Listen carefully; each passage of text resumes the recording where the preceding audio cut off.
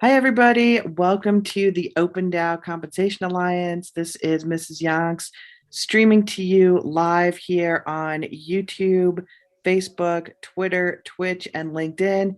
Hanging out here with my buddies Yonks, eMoney2Zips, and Rogue. Super excited to be talking to you about the compensation section of Open DAO. So our opening disclaimer, as always, this is not tax, legal, investment, professional advice of any kind. Don't ever listen to people on the internet and do what they say.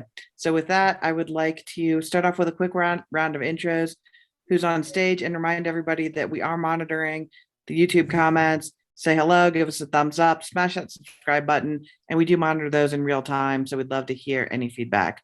So with that, Yonks, give us an intro. Well, thank you as always, and love hanging out here with you all. And this is one of the things, the Compensation Alliance, that I'm looking forward to moving this conversation forward, because it's a scary place out there. And this is one of the things that we've got coming down the road, is we're going to do a Discord safety, OpenSea safety. So make sure that you subscribe here. But we're here to look forward to a document that Rogue has put forward. And with that, I'm going to bounce it over to eMoney, and then you can kick it to Rogue to lead the show here for us tonight. Excellent. Hi, guys. My name's eMoney2Zips. Coming to you live from Atlanta. I am, as always, super happy to be here. Love to be building with you guys. Great, thanks, eMoney. And last but not least, Rogue has stepped up, put together a ton of research, really comprehensive document. So Rogue, give us an intro, and then let's kick into your document and start plowing through it. Sure, thanks everyone. Thanks for taking this time out and scheduling this call. Happy to be here. So a brief intro on me would be that I work as a product manager at a VC-backed fintech in US. So I think that's where like my interest in compensation alliance is, because we fight a lot of ACH fraud.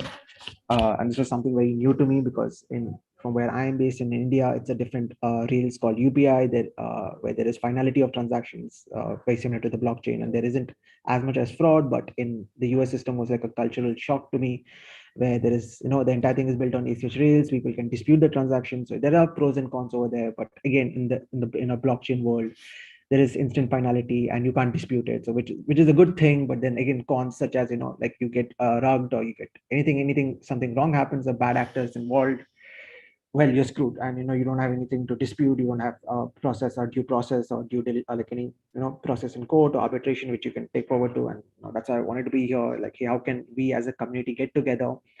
Because by code there is finality, but by community can we set up a process of helping each other out. And I think if we can do that, that'd be like a great way to go about and really lead the entire NFT compensation structures and like insurance structure. So yeah, that's a general idea of why I was interested in this.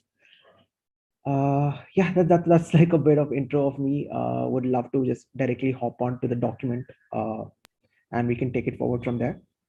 Awesome. Yonks, can you pop that screen share up first? Oh, do you want me to do it, or I can do it too?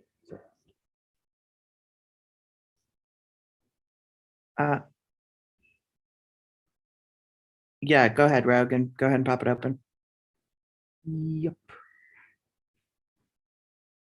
So if you could make it as wide as it'll just pop it open to maybe 200%, 300%, so that everybody can see it. That'd be really helpful. Do you mean by zooming in? Yeah, that'd be great. Does this work? Yeah, perfect. Awesome. So there is a Google document which is on our Discord itself on the Compensation Alliance team.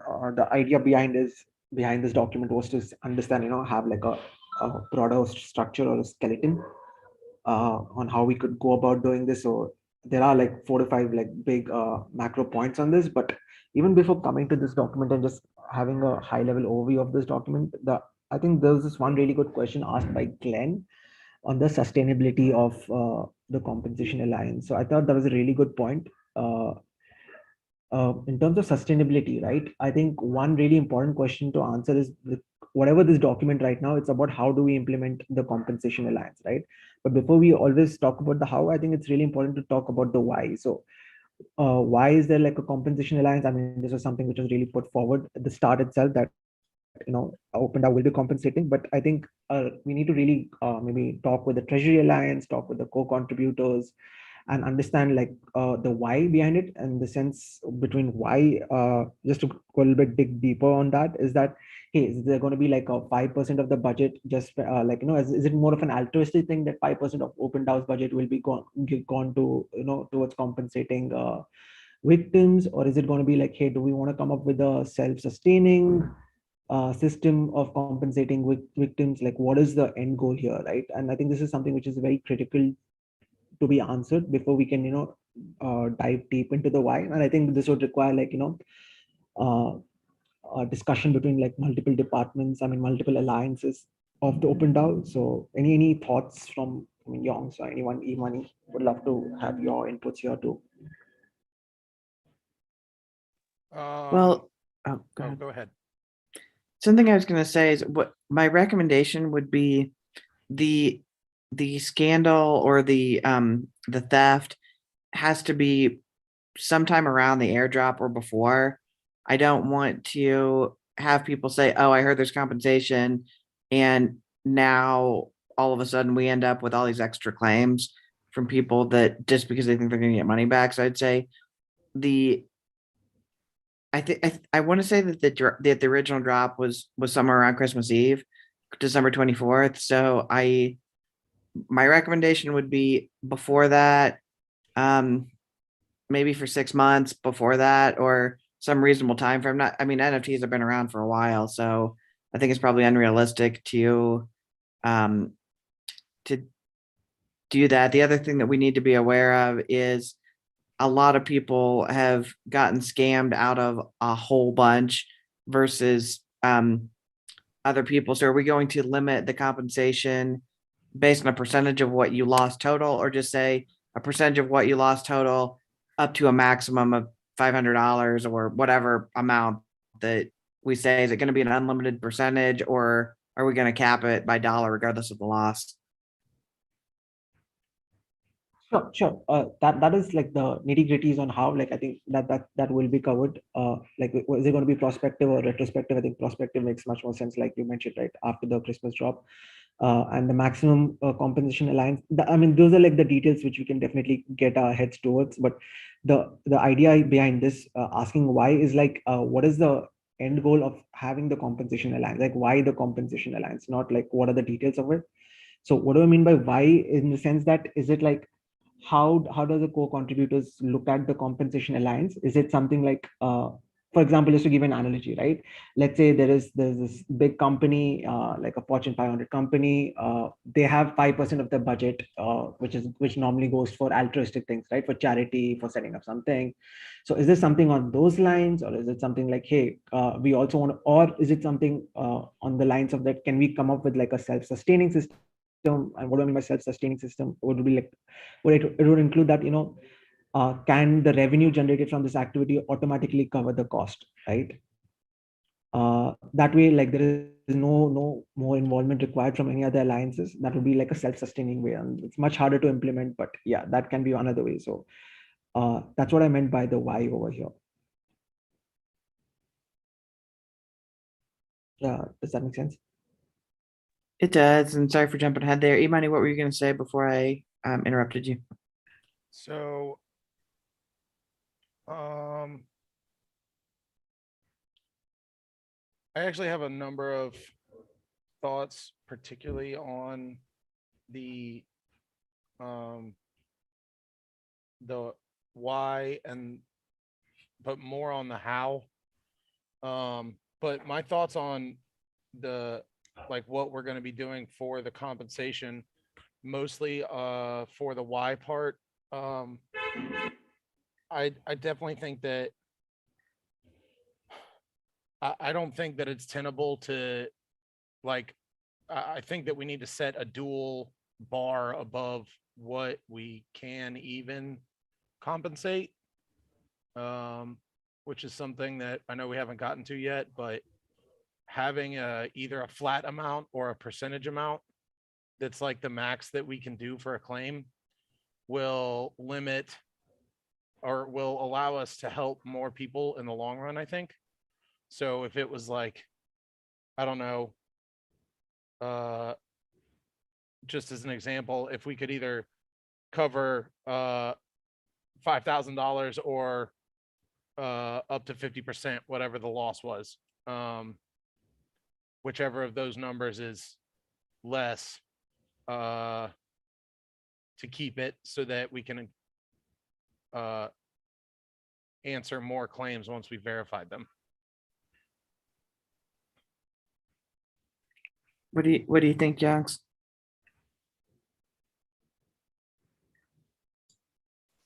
I do think that the bullet points here that Rogue has identified are definitely something so that we can kind of have a better vision for where we're going here with the compensation alliance and getting into the how. I mean, that's an ongoing question as far as that. So, and I do agree as far as like prioritizing, you know, from a date perspective relative to the airdrop.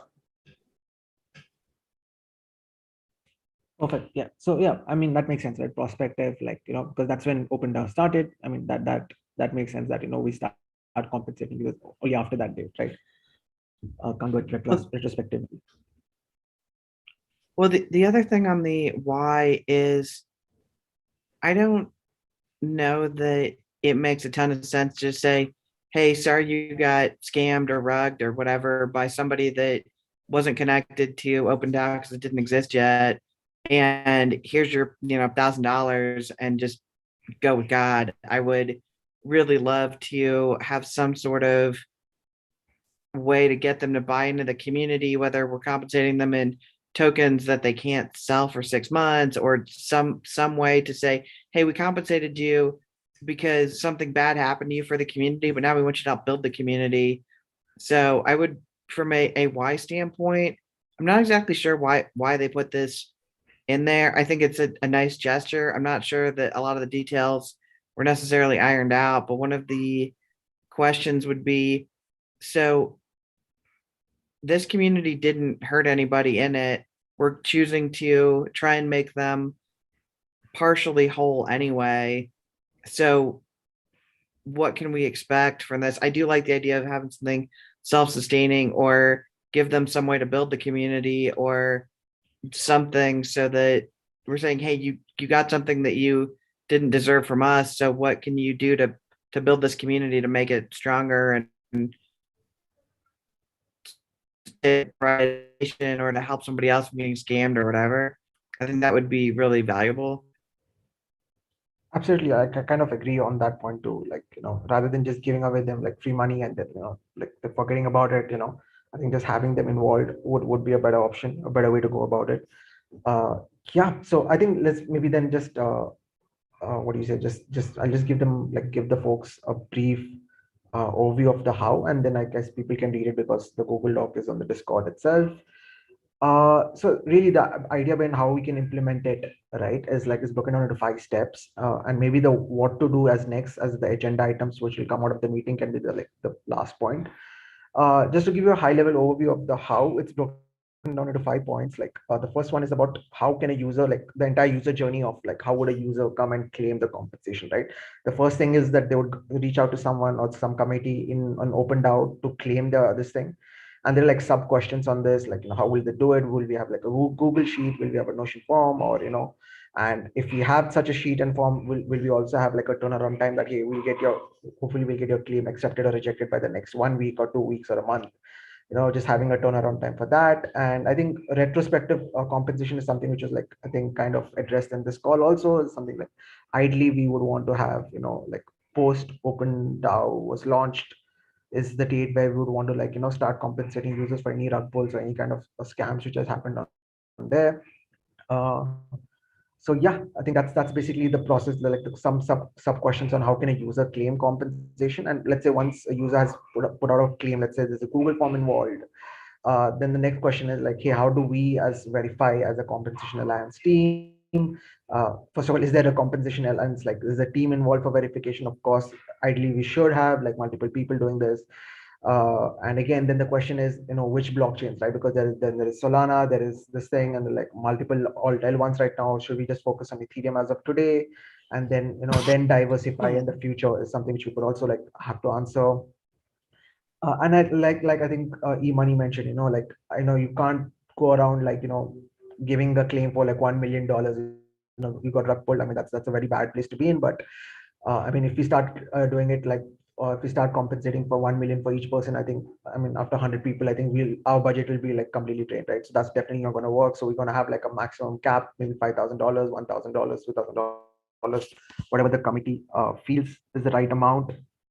So yeah, and how does the verification process work? That was something, this thing. And like, and another important question here was like, hey, how do we know that the compensating team isn't rogue, even though my name is rogue? Like, how can we have like a verify checker system?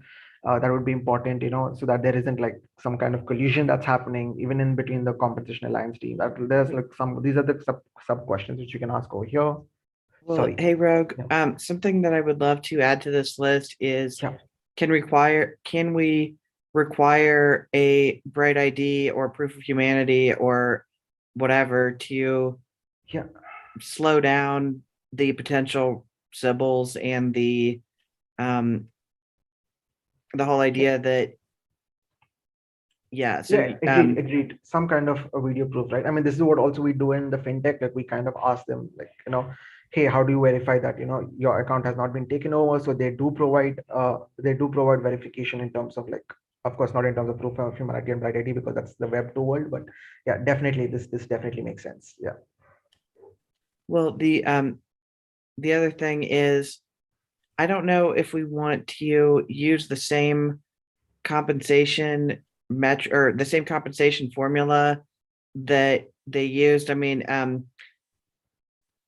Jason and I ended up, we bought one ID for 2.25 Ethereum, and I think we got like $80 on the airdrop or something like that. So it wasn't, it was obviously a pretty small metric compared to the value. And then I don't know what it was in terms of what we spent, but there was something when you're dealing with trillions of tokens there for the airdrop. I don't know if there was whatever the airdrop metric was, and then scale that down to the amount of the claim to start with. The other thing is I think we should have a relatively short window. I mean, my guess is that based on how many people are in Discord asking about how they can submit a claim, I think we're going to get a bazillion claims on this thing. Exactly. And everybody who lost $1 up to their entire portfolio is going to submit. One of the things I would say is you already have to be in the Discord before now, so we don't just start attracting every random person. You already have to be in the Discord before we start the claim process.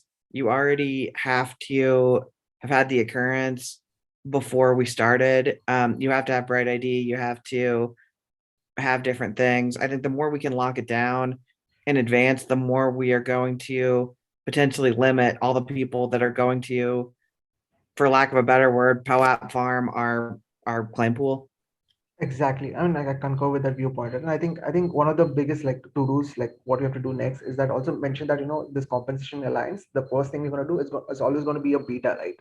I mean, very similar to how you set up like software, right? You can't like, have the perfect system set up on day one itself. So the first one would definitely be like a beta. It would be like, like you said, we can narrow down, we can have the eligibility as very tiny down, and, hopefully that we don't get. And we also say that, the maximum number of claims as of we would do is maybe, let's say like 10 or let's say, or 50 for the next 3 months, right? And just see if the process is working, what's not working, if bright ID is working, proof of humanity is not working, or what's working and what's not working, and iterate accordingly. Yeah, I would say I would make it a much shorter window of saying you are allowed to submit up to a maximum of $10,000 in losses or $5,000 in losses, and it's going to be some percentage of that and make it like 2 weeks. I mean, I think that we're going to get so many. Yeah, I was talking about the aggregate, like how many claims will the compensation alliance team like do it. So like the for a beta, we can have like, hey, we're gonna only entertain, like we will give out claims, disbursement of claims, or maximum 50 claims for the next 3 months. And this is just the beta, right? Just to understand what processes work, what processes don't work. And of course, for each individual claim, the turnaround time, like you said, is going to be like, would be much shorter. Yeah. Yeah, the other thing that I would say is, and I don't know, Yonk's money, if you or Rogue, if you know this, instead of Wait, paying them in SOS, do we have the ability to pay them in an NFT that they're not able to sell for a certain number of Yeah, we weeks or could months or whatever? pay them in Can we do that? VSOS. We there, can, yeah. Sorry, sorry. Imani, yeah. Well, okay, so there's a guy that I follow that can make, I've seen him make NFTs that can't be sold or bought or traded or destroyed until a certain time window is passed. Like once they're in the wallet, they can't be moved until the smart contract unlocks them. So we might be able to look into that and find somebody who can pull that up. Yeah, that's technically possible. You can do that to an NFT. You can do that to an ERC And then 20. like, you Yeah, know, once token. you could have it do like, have it be worth a certain amount of SOS and then put that SOS into a stake so that they can be a part of the community in the meantime while the reward is maturing and they can decide to leave it in or take it out afterwards. Absolutely. Yeah, So sorry. oh, Yeah. sorry, go ahead. I love that idea. And so one of the things I was thinking about was, okay, we give you some claim, we give you $500. We give you an NFT that's worth $500.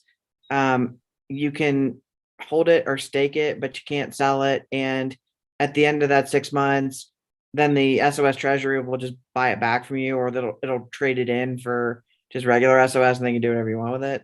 I'm thinking that will give us a chance to figure out if we were wrong, we made a mistake, we got scammed, whatever. And if we can put in there that says if we find proof of that you were scamming us, we can just burn it for nothing, and then it just goes back to the treasury anyway. But that way, if we're in such a rush, we won't figure out, like, we were trying to process too many claims, we made a mistake, and then we got scammed, and then there's nothing we can do about it. And just say, hey, we're just giving ourselves this window. If SOS changes value, you'll just get whatever the value is at the time. Your number of tokens won't change. The value will be at current pricing. If you want to stake it, fine. If you want to hold it, fine. That's it. And it's free money anyway. So I can't imagine we're going to get a lot of complaints about that, because we're going to say, look, you are not actually entitled to anything. We're giving this to you basically as a gift. So we just want to make sure that we're not misspending the treasury. Absolutely, love the idea, right? And it's something which I was also thinking is there's this thing called as charge particles that allows you to do that, right? It allows you to ST, or like, you can have those kind of rules written down, like, NFTs can only be like like what I think Imani said, what you said, literally everything can be done by this thing called charge particle NFT. So yeah, that's doable. We don't have, yeah, it's pretty much easy. It's easy to implement it. Okay, Awesome. so a couple Yep. other things that I want to talk about before we move on to the next thing. Yep. Can you scroll back up just a little bit? Yeah. To where we just were. Okay, so 50 claims for 3 months. That's an average of 4 claims a week. Yep. That's a lot of verification. Yeah. Just putting that in context. The other thing is, we could. Yeah. This is right now, it's arbitrary, right? Okay. Over the call, we could like, this is X for now, and this Got is it. Y. Got it. Yeah. Okay. The eligibility, so I feel like we should put a hard cap on when we accept claims from before the airdrop. Like, I don't know, 1 year to the day after we get the compensation program rolling. I don't know how many claims we're gonna have, though, is the thing. Like, we So might not be December able to 20 implement them. So you're saying December 24th, 2020 to December 24th, 2021, or like, am No, I so misunderstanding? we should only investigate claims from before the airdrop up to 1 year from D-Day, which is the day that we launched the compensation program. So if we launch this program on January 31st, a year from in January 31st, 2023, we stop looking at claims from before, or we stop taking new claims from before the 24th of last year. Oh, I see what you So mean. there's like a window for submission. Yeah, I would actually really encourage you to make that super, super short. And instead of saying our turnaround time's 1 week, we just say you have 30 days or 2 weeks or something to make a submission. And then we'll get to them as soon as we can. I wouldn't put a turnaround time on there. I would say they'll be processed in order. Like when you're on hold with your credit card company, we'll get to you when we get to you. Please listen to this flute solo until we do. The submission. Oh, sorry, go ahead.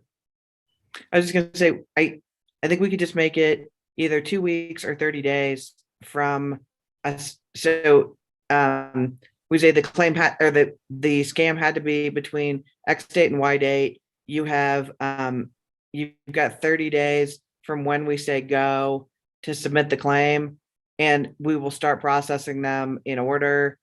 And then we'll cap it at, you know, $500 or some low amount. I think we're gonna get more claims than we know what to do with. And I think if you don't submit it in time and you don't get anything, then you just didn't get it. I mean, that's what it is. I mean, okay, so are we gonna make this like a one-time only thing, or is this gonna be an ongoing arm of Open DAO? I don't think that we can answer that question. Exactly, that question was literally the why, right? Like, you know, why are we doing it? Is it going to be like a one-time thing? Is it going to be an altruistic thing, or is it going to be something which you're going to do it for the rest of our lives? Like, okay, all right, I got you. Now I understand. Okay, so the other thing that I want to put in that section is, are we going to vote on who? Are we going to vote? Is the community going to vote on which claims get investigated first? How are we going to decide that? Is it going to be in order? I think like I don't really like. My understanding, Imani, is that there's going to be like some proposal, and this is just my very loose understanding, but like create some type of like compensation alliance hot wallet that has a budget for, you know, over a certain time frame, and then we'll operate within that budget to fulfill what is agreed that we put forward in a proposal, if that makes sense. Got it.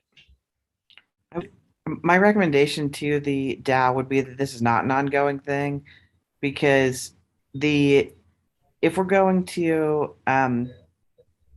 stem this problem, I would much rather see us do a way better job putting resources into educating people. Jason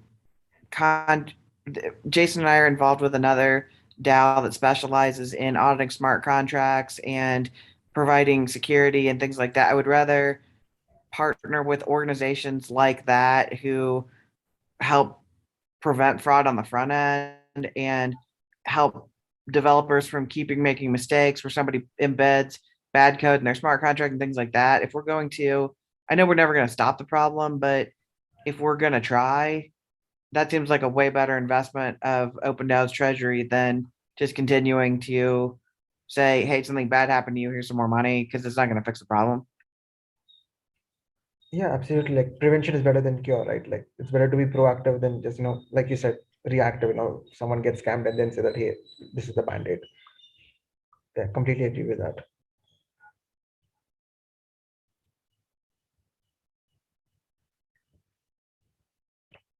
Awesome. So I think a couple of assumptions can be made here. I mean, we can also get in touch with the contributors, with other departments on understanding, is it a one-time thing or is it like a ongoing thing?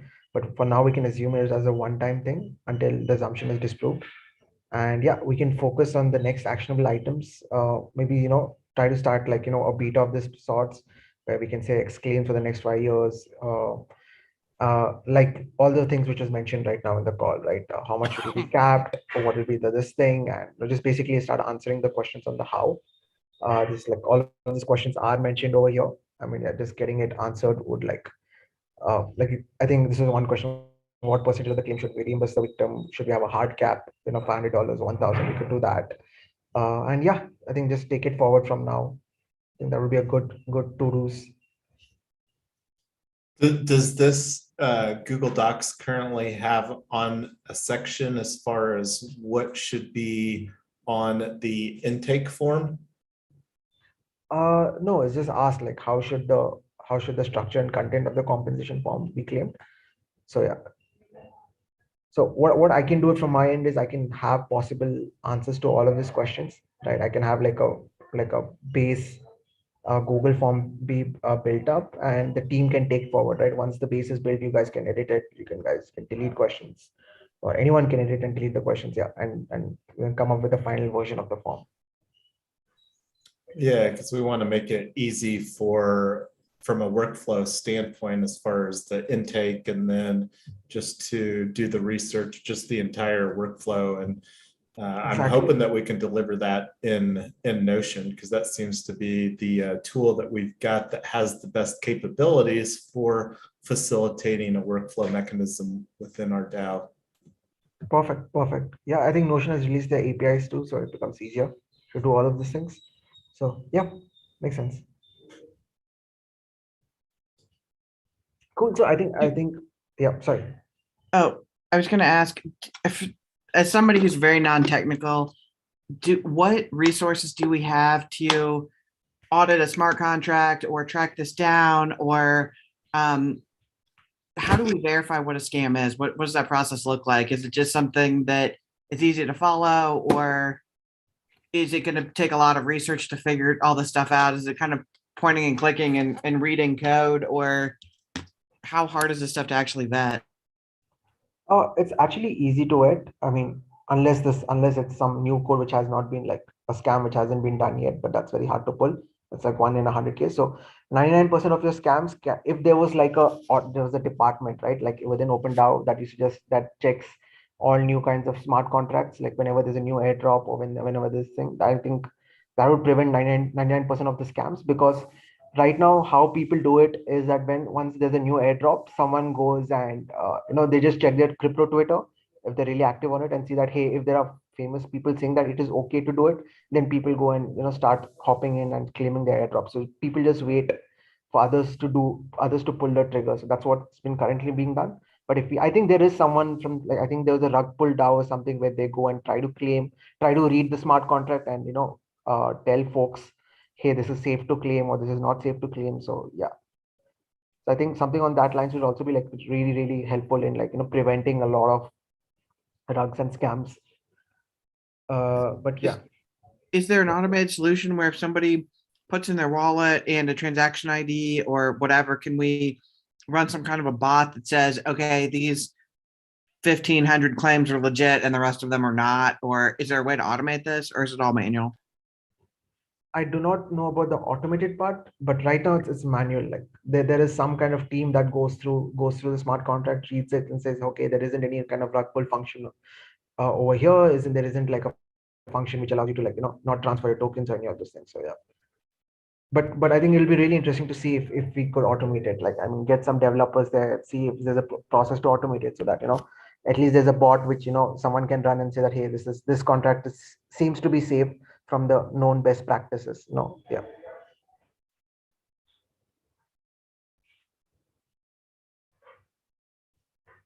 My other question was, do we have an easy way to say this contract had non-standard data, metadata in it, and that's the reason why it was a bad contract to start with, and wasn't necessarily a scam. It was that it was a good contract with something bad on the back end that somebody stole it? Or are we separating out a good contract that somebody stole versus a bad contract that somebody scammed? Are we limiting any of that? As far as I know, the limitation on it is that we're not dealing with rugs. It's that's the limitation so far. That's the only one that I've heard. I could be wrong, but it's specifically like entire collection scams are off the table. Okay, and have you heard anything about whether we are doing the NFT was fine, but you accidentally gave your wallet away because whatever you did? Are we dealing with that where the contract itself wasn't a scam, but you got broken into?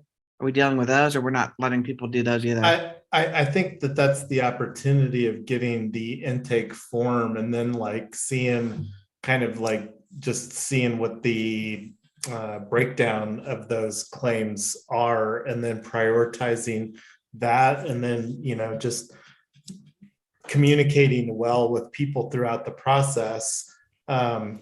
So until we get the process started, we can have a lot of hypothetical discussions as far as what we may or may not see, but until we actually create the form and start the process, I don't think that that will become clear. Great. Rogue, what's next? Yeah, I think, I mean, yeah, I think we can just, what I can do going forward right now is, I mean, anyone who wants to read this Google Doc can go through it. But some kind of to-dos from my side would be start answering some of these questions, start preparing a baseline form, a Google form or a Notion form, right? And start having most like answers structured around this thing, and then like the team can maybe huddle up and then, you know, finalize and lock in the point, so that, you know, then we can be in a good place to, you know, roll out a beta and just check, you know, and just, yeah, just see what processes work, what kind of, you know, what kind of claims we're getting, and how to deal with that. Okay, great. So is your ask right now for everybody to go in and start making comments in this document, and then we can address them on our next working group? Or do we want to just actually start drafting a Google Doc or whatever and say this is a sample claim form, and then we can start talking through that? What would you like us to do here? Yeah, I think, you know, just like you can start answering the questions here, right? Let's say, what should be the structure of the content of the compensation form? You can be like, hey, it can be name, it can be like, you know, something kind of like, how do we communicate to this user, right? It can be like an email or Discord, and then it can be, you could just start, you know, everyone can start answering their questions here itself. And yeah, I think once that is done, I'll also start answering the questions, you know, and there'll be some questions which will require multiple this thing, right? Like, what will be the maximum claim amount? Some people will say $500, some people will say $1,000. So we can start answering the questions and put your point of view over here. And once all these things is answered, we can then come to a consensus, get on another call next week, come to a consensus key. Okay, this would be a better way to go about it, and then, yeah, and then lock it in. So yeah, if that makes sense. Or do you want to propose something else? It sounds very reasonable from my perspective there, Rogue. Perfect. And when are you asking people to submit comments on this thing? You could start right away, right? All the questions are there. I mean, you could start answering the questions right away. If you have any more questions which is not answered by this, like if you think there was some question which is important but it's not mentioned in the document, you can even add that question here. So yeah. And what's now until what's the deadline that we'd like to have a potential draft to take to snapshot or discuss with whoever we need to discuss it with? I think a snapshot would be 2 weeks away, but I think the next week we could definitely have, like, you know, a Google form ready with, like, you know, what are the details which we'll be asking the Google form, and like what will our beta be look like. So, you know, just having these processes mapped out. Yeah, because I think one other thing too that we need is like how the whether this will be something like an operational budget, and then like we have a hot wallet, because Like if we go to Snapshot, we don't want to be going there for every claim. We need to be able to facilitate that within the compensation alliance. Correct. Right. So there's going to be like, ideally there would have been like some kind of compensation alliance budget, and then the team can take care of the decisions, right? I mean, yeah, if that can be delegated, because everyone proposing like for every claim would be like, yeah, arduous. But I think the big thing is going to be that we are going to need to be super clear about this. I think not a ton, but we're getting a regular inflow of people who are saying, hey, I didn't have the gas at the time to claim the airdrop, and now I want to claim. I thought I had 6 months, and like now the deadline was yesterday, and I missed that, and they're mad. And I think if they, I want to be really clear about the deadlines on this thing up front, so that we don't end up ticking off more people. Part of it is it's again, it's free money, so if they don't get it, they don't get it. But I also don't want people to feel like they thought they had months, and then we gave them 2 weeks, and that's it. The biggest thing is I want people who are I don't know about this because I don't think this was in the beginning, but I would give a higher priority to people that bought or held their airdrop, or either bought in and are current holders, or they held their airdrop. If people and they're in the Discord and they're communicating, because one of the things I'm looking at is people, they show up, they're not communicating at all. They weren't even in the Discord. They sold their airdrop, or they bought something and sold it, and then they show up with their hand out, want free money. They haven't done anything to build our community. I want to compensate people who have been participating in whatever way, even just showing up and emoji voting or whatever. But if you're doing something in the community, great. I prioritize you over people that just show up with their hand out. I love that idea. I mean, this is amazing, right? I mean, like we want to start off with a closed beta, right? And I think that really makes sense, that giving to preference to SS holders. I mean, that's amazing. Yeah, absolutely. All right, cool. Well, does anybody have anything else before we wrap this up? No, I think that this is a great start and a move in the right direction where we can have some actionable stuff. For the vesting of NFT token, can you just add that we'll well, never mind. We can discuss that later. Yeah, and again, that wasn't something that I'm set in stone on. It was just something that the last thing I want to figure out is that we were trying to. If you, oh, sorry, go ahead. I just want to make sure that we don't compensate somebody for a scam and then turn out we get scammed. That's why I thought I wanted to have some back end burn mechanism that says if it turns out that this was a bogus claim to start with, then we just burn your token and we just push that money back into the treasury, and that's it. So if you're going to make a claim, then you should be happy to sit on it for 6 months. And if you don't believe in SOS and the future of the community for the next 6 months, then don't file the claim. Just say this is what you're going to do, and that's it.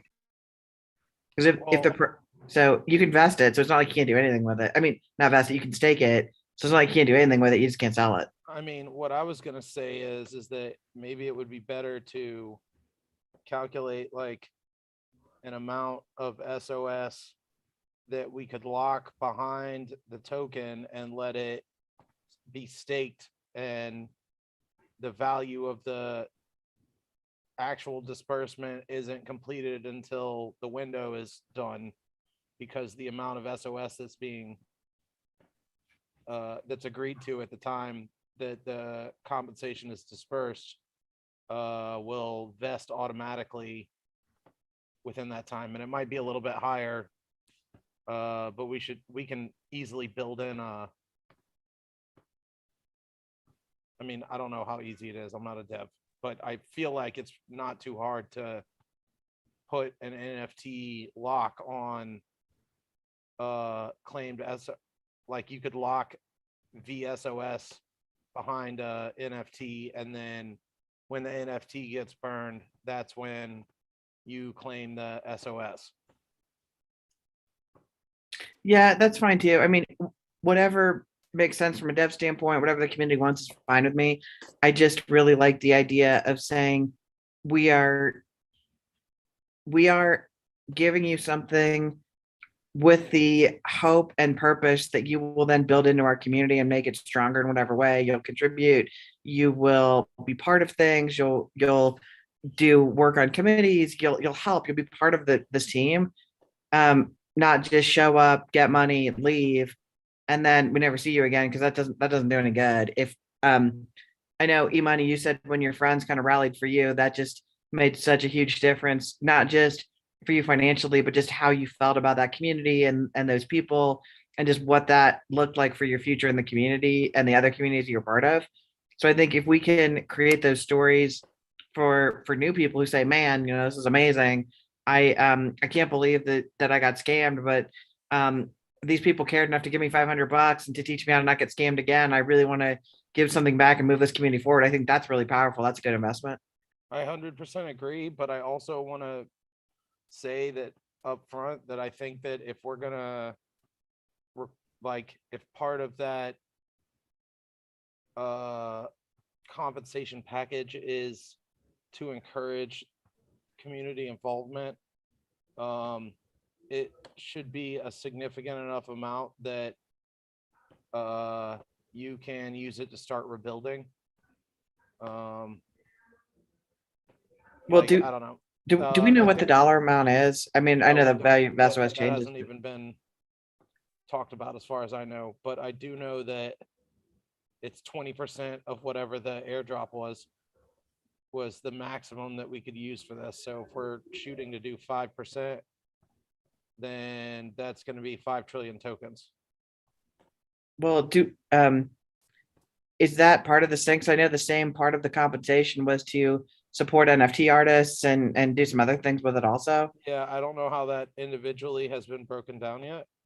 Yeah, I think so that's one to do, right? For our side is to, I think, talk to the Treasury Alliance, right? And try to understand what is like the overall budget for this thing, right? For compensation. Yeah. Yeah, I mean, part of But it is I do think that, like, you know, that there's a fine balance, right? Because what the community did for me that made such an impact was, like, I was already involved, but they went above and beyond, and it allowed me to rebuild. Like, they saved over $18,000 worth of assets for me.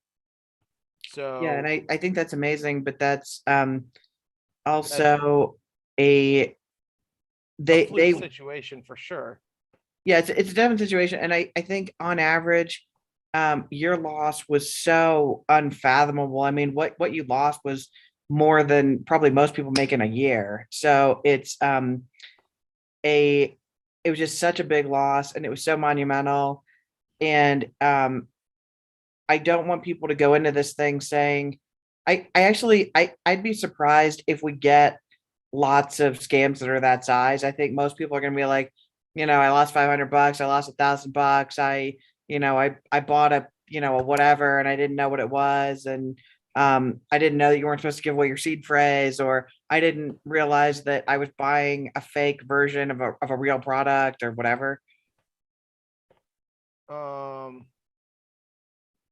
sure, I definitely think that some of those situations though are going to be a lot worse than others.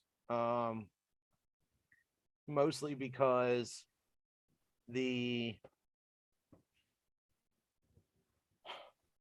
depending on the route that they use to attack you, there's like some kinds of attacks are limited in what they can take, and other ones are unlimited. And I can tell you from watching the guy who scammed me continue to scam people all the way up until yesterday, when OpenSea finally took him down, Unreal. that he was stealing on average somewhere between $10,000 and $15,000 from people every time he got them. Yeah, And well, just in NFTs, I have no idea what he was getting in crypto. it's amazing. Well, hey, we could probably talk about this all night, but I know it's pretty late where we are, and Rogue, I know it's pretty early where you are, so why don't we do this? Rogue, if you could just please, do we already have the link to this Google Doc in the Compensation Alliance? Yep, it's in the Compensation Alliance Discord channel. Yeah. Okay, perfect. So all of us and everybody who's listening, wherever you're listening, go into that channel on Discord, check that out. We'd love your feedback. Let's get something else on the calendar here sometime in the next week, and then let's see if we can't put this to a snapshot within the week after that, and then get it moving. And if it's significantly different than what we thought, then we can kind of take it from there. But that way we can get this thing moving. And Rogue, thanks so much for organizing this. Great job tonight. Thanks, eMoney and Yang. It's always nice to hang out with you guys. And with that, let's call it a wrap for the night. All right. Thank you very much, guys. Thank you for hosting. As always, it's been a pleasure. Thanks, Rogue, everybody. it was nice to meet you. And I'm looking forward to working with you guys. Awesome. Yeah, thanks everybody. Have a good night. Good morning. Yeah, good night. Thanks, everyone. Take care. Bye.